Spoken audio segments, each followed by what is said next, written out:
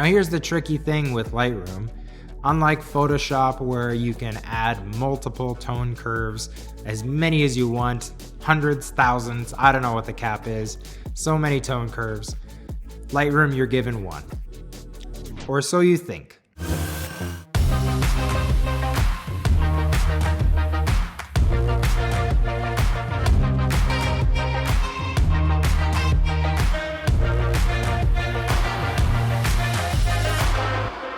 Hi, my name is Brian. I'm co-owner at Cooper & O'Hara, and today I'm going to be showing something really special on Lightroom using the tone curve.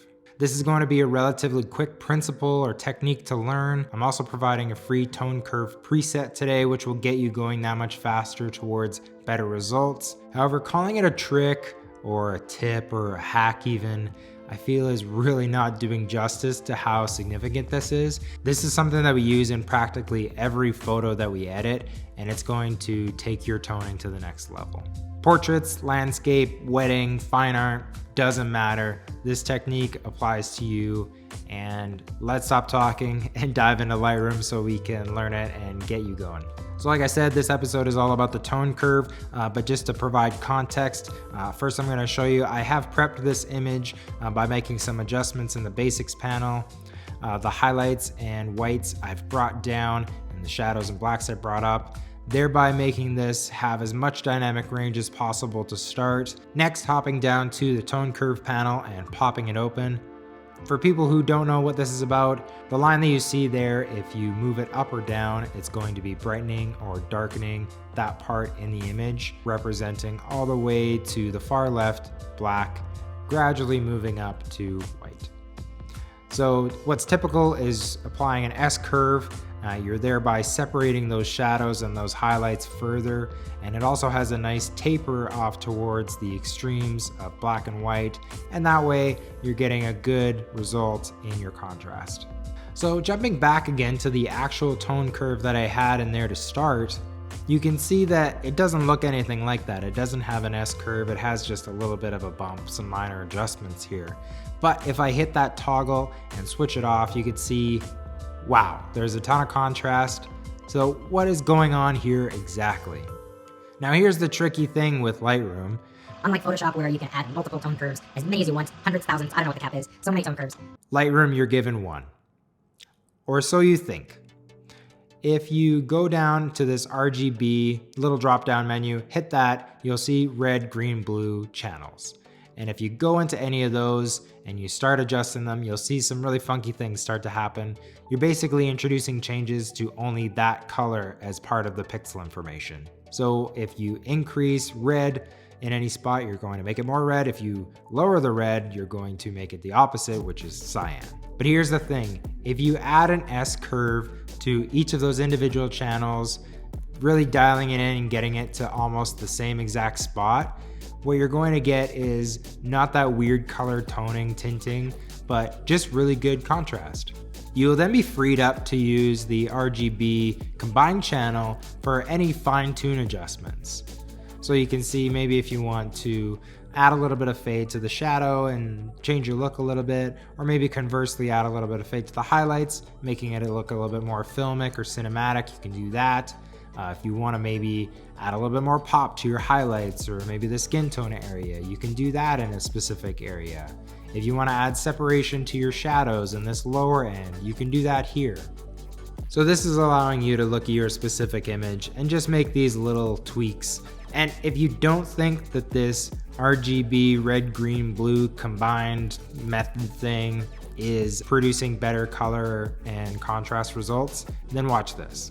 I have here a cross section of all the different ways that you're going to be able to add contrast to the image. I've reset the tone curve, and first we're going to look at the contrast slider. Now if I bump this up, you can see, yeah, everything looks darker, brighter in those specific areas, getting that separation, but the color is super muted, and overall it's just not that great of a result. Next, I'm going to go down to the tone curve again. This is that combined RGB one. And if I just make an S curve, you can see I'm getting a better result here. Again, it's reintroducing some color saturation in a natural, organic way. but it doesn't have quite the same color toning and separation as the other one. And also now I don't have, again, that fine-tune control. If I go to add in some little separation in the shadows like we did earlier, you can see that suddenly that 1 point adjusts the whole tone curve and kind of quickly throws things out of whack. And it doesn't work very well, and it's definitely not quick. So again, if I go back to our new method of doing this, you can see the color has this interesting pop. And this is the color toning that is coming into play here. Because if I open up the red, green, or the blue channels, you can see they're similar, but they're not identical. And we've refined this a little bit ourselves to get the best results for our camera. But essentially what you're doing here is you're creating color separation. That's what colorists who do color grading call it. And it's one of the reasons why great Hollywood films have amazing skin tones and the people just seem to jump right off the screen. So again, free download for you to grab today of this specific tone curve that you can utilize for yourself. Feel free to tweak and adjust to your own preferences. If you lift up an area in the green channel, you're going to make it a little bit more green in that specific area.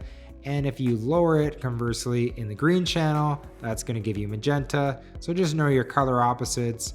Red's opposite is cyan, green's opposite magenta, blue's opposite is yellow. And that way you can kind of create, again, these little color toning adjustments to your overall look.